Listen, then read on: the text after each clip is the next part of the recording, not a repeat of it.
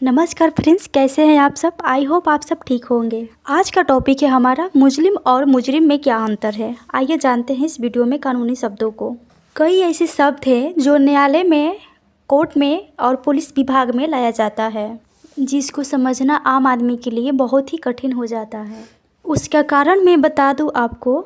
उसका कारण ये है कि जब अंग्रेज हमारे देश में आए, ब्रिटिश शासन हमारे देश में आए तो कानून लेके आए। उसके पहले देश में मुगल कानून या मुस्लिम लॉ जो है वो प्रिवेल कर रहा था, और इसमें अधिकतम जो शब्द थे वो उर्दू के थे या तो फारसी के थे, और उर्दू के वो शब्द अंग्रेज़ों को आने के बाद अंग्रेजी में बदल गए।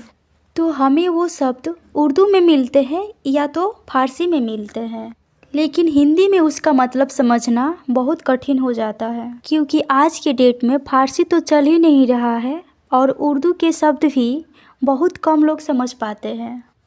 आज के लेक्चर में मैं आपको बहुत इम्पोर्टेंट शब्द बताने जा रही हूँ जो कानून के उपयोग में ली जाती है। ये पुलिस विभाग में भी आते हैं और कोर्ट के उपयोग में भी आते हैं, लेकिन ये सब आम जनता को समझना बहुत कठिन हो जाता है। फ्रेंड्स, अगर आप चाहे तो इसे नोट डाउन करते जाइए या फिर समझते जाइए बातों को, और आप अपने लीगल वोकैब को समृद्ध बनाइए। तो फ्रेंड्स, एक शब्द है ताजीरात-ए-हिंद।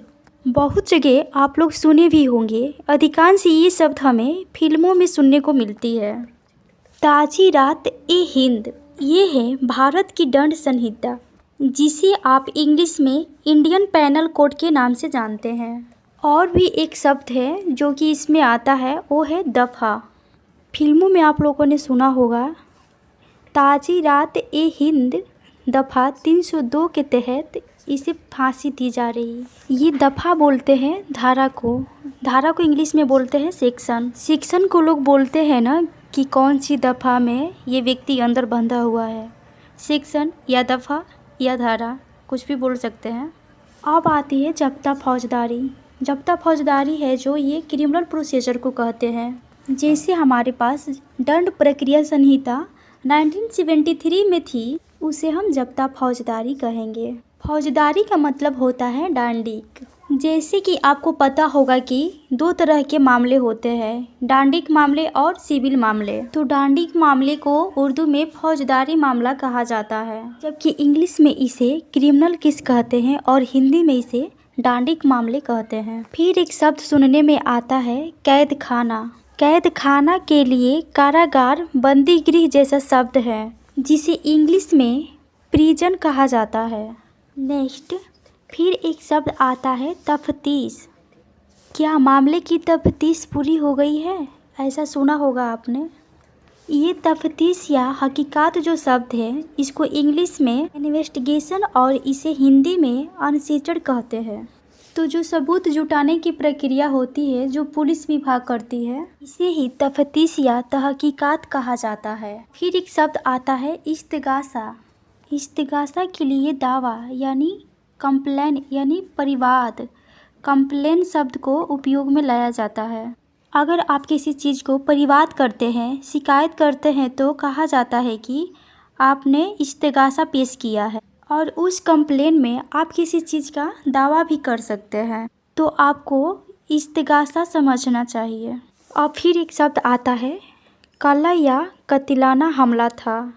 ऐसा सुने होंगे आप लोग, या फिर लोग बोलते हैं ना कि ये इंसान कातिल है, ऐसे शब्द आपने सुने होंगे।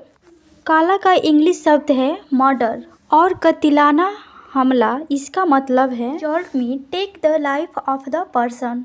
जिसने हत्या किया हो उसे कहा जाता है मर्डर। एक शब्द और आपने सुना होगा, चश्मदीद गवाह कहा जाता है कि ये व्यक्ति इस मामले का चश्मदीद गवाह है। तो चश्म का मतलब होता है आँख और दीद का मतलब होता है देखना। जिस व्यक्ति ने किसी घटना को होते हुए देखा हो अपने आँखों से, उसे कहते हैं चश्मदीद गवाह, और हिंदी में इसे कहा जाता है चक्षुदर्शी साक्षी, और इंग्लिश में इसे कहा जाता है आई विटनेस। फिर आपने किसी मामले में सुना होगा हल्फनामा। हल्फनामा को हिंदी में कहा जाता है शपथ पत्र, और इसका इंग्लिश शब्द है वो है एफिडेविट। एफिडेविट लिख करके जब कोई व्यक्ति कोई कथन करता है और जहाँ उसका लीगल फाउंडेशन होता है तो हम कहते हैं कि वो व्यक्ति एफिडेविट पेश किया है। जैसे आप अपनी बातों को लिख करके पेश करते हैं, और सबसे पहली बात ध्यान रखिए इस बात को, अगर आप गलत एफिडेविट पेश करते हैं तो इसका परिणाम अपराध हो सकता है और ऐसे व्यक्ति को जेल भी हो सकता है। अब एक शब्द होता है मुजरिम और मुजरिम। तो मुजरिम और मुजरिम दो शब्द हैं। मुजरिम के लिए इंग्लिश शब्द है एक्सेड और इसे हिंदी में बोलते हैं आरोपी। ऐसा व्यक्ति जिस पे किसी अपराध को करने का आरोप लगाया गया हो, उस व्यक्ति को हम मुजरिम कहते हैं। फिर अब होता है मुजरिम। मुजरिम कौन होता है? तो ऐसे व्यक्ति जिसके विरुद्ध लगाए गए आरोप को कोर्ट में साबित कर दिया गया हो और कोर्ट उसे दोषी सिद्ध कर दिया हो। तो जब किसी व्यक्ति के विरुद्ध लगाए गए आरोप साबित हो जाते हैं तो आदमी पहले मुजरिम होता है और उसके बाद अपराधी यानी मुजरिम बन जाता है। मुजरिम के मतलब है आरोपी और मुजरिम का मतलब है अपराधी। आरोपी को इंग्लिश में एक्यूज्ड कहते हैं और अपराधी को इंग्लिश में क्रिमिनल कहते हैं। आज की वीडियो यहीं तक। आप लोग इस वीडियो को उन लोगों को फॉरवर्ड कीजिए जो लोग लॉ कर रहे हैं या जिन लोगों का सामना ऐसे वर्ड से होता हो।